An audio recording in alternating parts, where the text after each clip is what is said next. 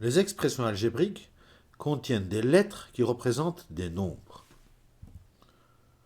Dans l'expression x plus 2, la lettre x est une grandeur variable.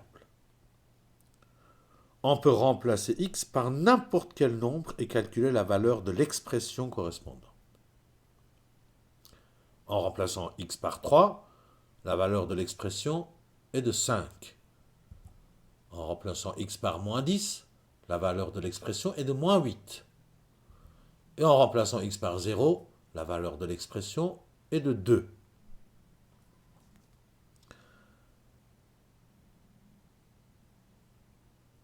Dans tous les cas, on peut calculer la valeur de l'expression. L'expression x plus 2 est très robuste et accepte n'importe quelle valeur pour x. Ça peut être un nombre positif, x peut être un nombre négatif, ou x peut valoir 0. On dit que l'ensemble de définitions de l'expression x plus 2 est égal à l'ensemble des nombres réels. On l'écrit, l'ensemble des définitions, def, égale l'ensemble des nombres réels.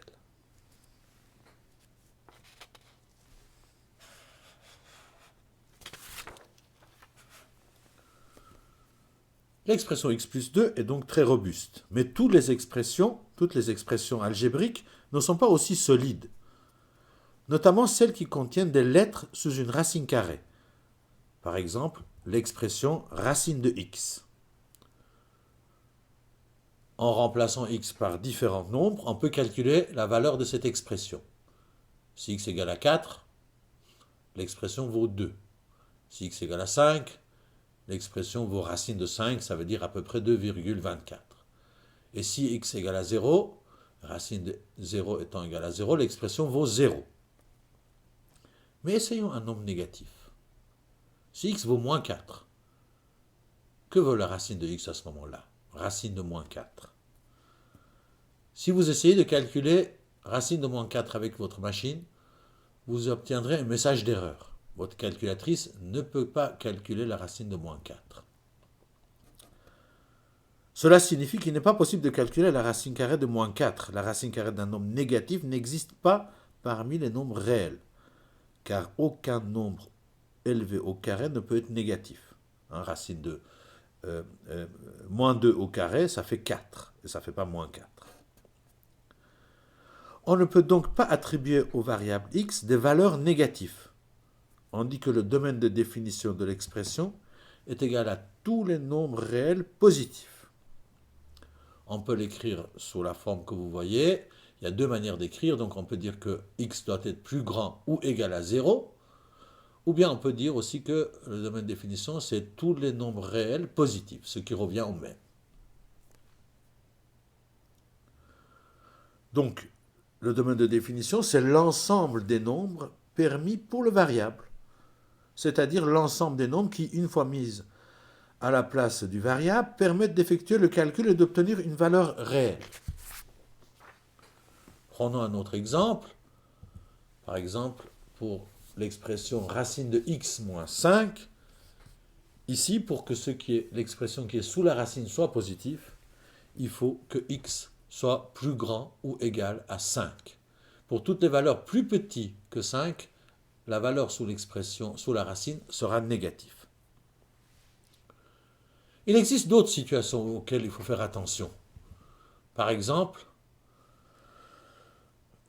essayez de faire le calcul suivant, diviser 5 par 0 et essayez de voir qu'est-ce que vous dit votre calculatrice. De nouveau, il va vous afficher un message d'erreur.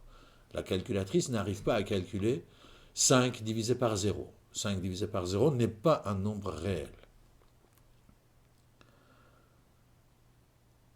Diviser un nombre par 0 revient à calculer une valeur dont la multiplication par 0 vaut 5. Or, le produit du 0 par n'importe quel nombre vaut 0.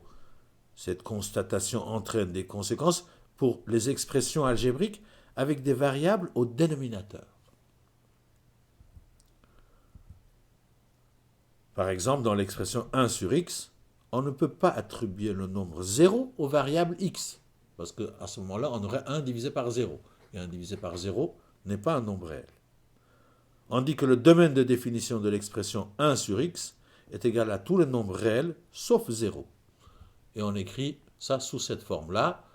Le domaine de définition, c'est il faut que x soit différent de 0.